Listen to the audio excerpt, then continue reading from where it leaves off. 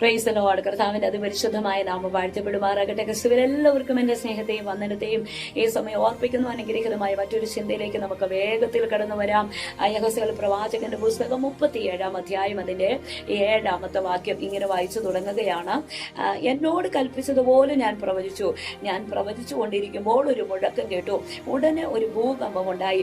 അസ്ഥി അസ്ഥിയോട് വന്നു ചേർന്നു. പിന്നെ ഞാൻ നോക്കി, അവയുടെ മേൽ ഞരമ്പും മാംസവും വന്നതും അവയുടെ മേൽ തൊക്ക് പൊതിഞ്ഞിരിക്കുന്നത് കണ്ടു. അതേ പ്രിയമുള്ളവർ, വളരെ അനുഗ്രഹീതമായ ഒരു വചന ഭാഗമാണ് ഞാൻ ഇന്ന് പകല് വായിക്കുവാനായിട്ട് ഇടയായി തീർന്നത്. ഇങ്ങനെയാണ് നാം ആ വചനം വായിച്ചു തുടങ്ങിയത്. എന്നോട് കൽപ്പിച്ചതുപോലെ ഞാൻ പ്രവചിച്ചു. അതേ പ്രിയമുള്ളവരെ, ഒരു മനുഷ്യന്റെ വാക്ക് പോലെ നാം മറ്റൊരു മനുഷ്യനോട് പറഞ്ഞാൽ അവിടെ ചിലപ്പോൾ ഒരു പ്രവൃത്തി, ഒരു അത്ഭുതം നടന്നു എന്നിരിക്കത്തില്ല.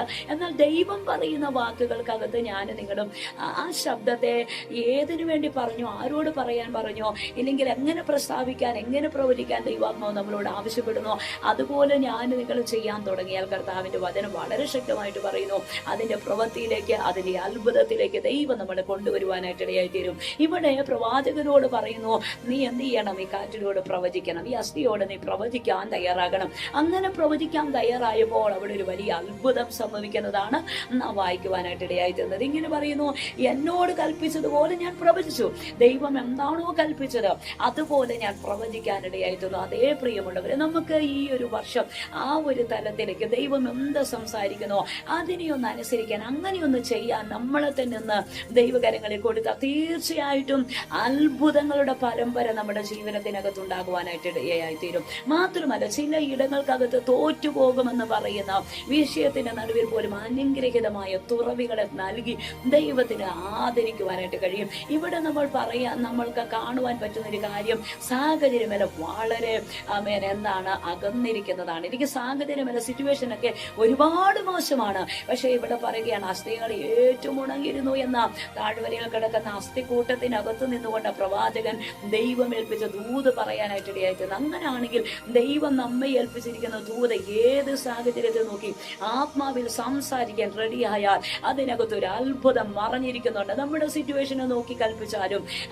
ഏതൊരു സാഹചര്യത്തെ നോക്കി ആത്മാവ് നിന്നോട് പറയുന്നത് പോലെ പറയാൻ ഞാൻ നിങ്ങൾ തയ്യാറായ ദൈവാത്മാ പറയുകയാണ്, അവിടെ ഒരു അത്ഭുതം കാണാതിരിക്കത്തില്ല, അവിടെ ഒരു മറുപടി ഇല്ലാതിരിക്കത്തില്ല. ഇവിടെ വചനം ഇങ്ങനെ വളരെ വ്യക്തതയോടെ പറയുകയാണ്, അവൻ എന്നോട് പറഞ്ഞതുപോലെ കൽപ്പിച്ചതുപോലെ ഞാൻ പ്രവചിച്ചു.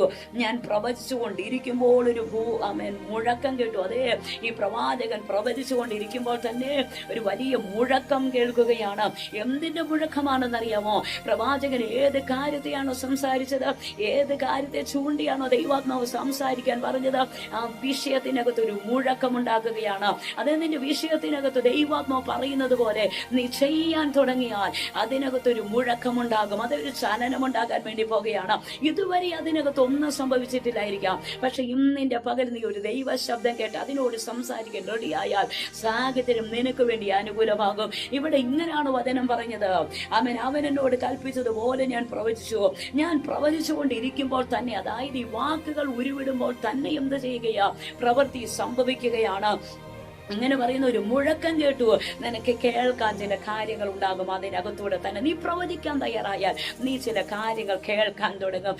നീ ചില കാര്യങ്ങൾ കാണാൻ വേണ്ടി തുടങ്ങും. കേൾക്കുക മാത്രമല്ല, കാണുകയും ചെയ്യുന്ന ദിവസങ്ങളായിരിക്കും. ഒന്ന് പ്രവചിക്കാൻ തയ്യാറാകാമോ? ഒന്ന് സംസാരിക്കാൻ തയ്യാറാകാമോ? ദൈവം കൽപ്പിച്ചതുപോലെ ഒന്ന് ചെയ്യാൻ തയ്യാറാകുമോ? അതിനകത്ത് ചില പ്രവർത്തികൾ കാണും, കേൾക്കും. യെസ്, ദൈവം അങ്ങനെ ചെയ്യാൻ വേണ്ടി പോകുകയാണ്. ഇവിടെ പറയുന്നു, ഉടനെ ഒരു ഭൂകമ്പം ഉണ്ടായി. അസ്ഥിയോട് വന്നു ചേർന്നു. അതെ, അസ്ഥിയോട് വന്നു ചേരുകയാണ്. അവ ചേർത്ത് വെക്കുകയല്ല, വന്നു ചേരുകയാണ്. എവിടെയാണോ നിന്റെ വിഷയങ്ങൾ മാറിക്കിടക്കുന്നത് അത് വന്നു ചേരാൻ വേണ്ടി പോകുന്നത്. അതെ, ചിതറിക്കിടക്കുന്ന മേഖലകൾക്കകത്ത് ചിലതൊക്കെ വന്നു ചേരാൻ വേണ്ടി പോകുകയാണ്. മാത്രമല്ല, ഞരമ്പും മാംസവും വന്നതും കണ്ടു.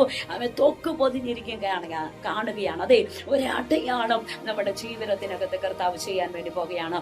ഇന്നിന്റെ പകലിൽ വിശ്വസിക്കുന്ന ഏവരുടെയും ജീവിതത്തിൽ ദൈവം ഒരു അടയാളത്തോടെ വെളിപ്പെടാൻ തയ്യാറാകുന്നു. അതിനുവേണ്ടി കാത്തിരിക്കുക. ദൈവം അത് നിർവഹിക്കും. നമുക്കതിനായി പ്രാർത്ഥിക്കാം. പരിശുദ്ധനെ പിതാവേ, നന്ദിയോടെ വാഴ്ത്തുകയാണ്. അങ്ങ് കേൾപ്പിച്ച ദൈവ ശബ്ദത്തിനായി സ്തോത്രം. എന്നോട് കൽപ്പിച്ചതുപോലെ ഞാൻ പ്രവചിച്ചു. ഉടനെ തന്നെ ഒരു മുഴക്കം അതിനകത്ത് കേൾക്കാനിടയായി തീർന്നു. അസ്ഥിയോട് വന്നു ചേർന്നു. അതേ പ്രിയമുള്ള, അതേ കർത്താവേ, ആ തലത്തിൽ ദൈവാത്മാവിന്റെ സാന്നിധ്യം ഇന്ന് പകലിൽ വെളിപ്പെടുന്നതിനാ സ്തോത്രം. യേശുവിന്റെ നാമത്തിൽ തന്നെ പിതാവേ. ആമേൻ, ആമേൻ, ആമേൻ.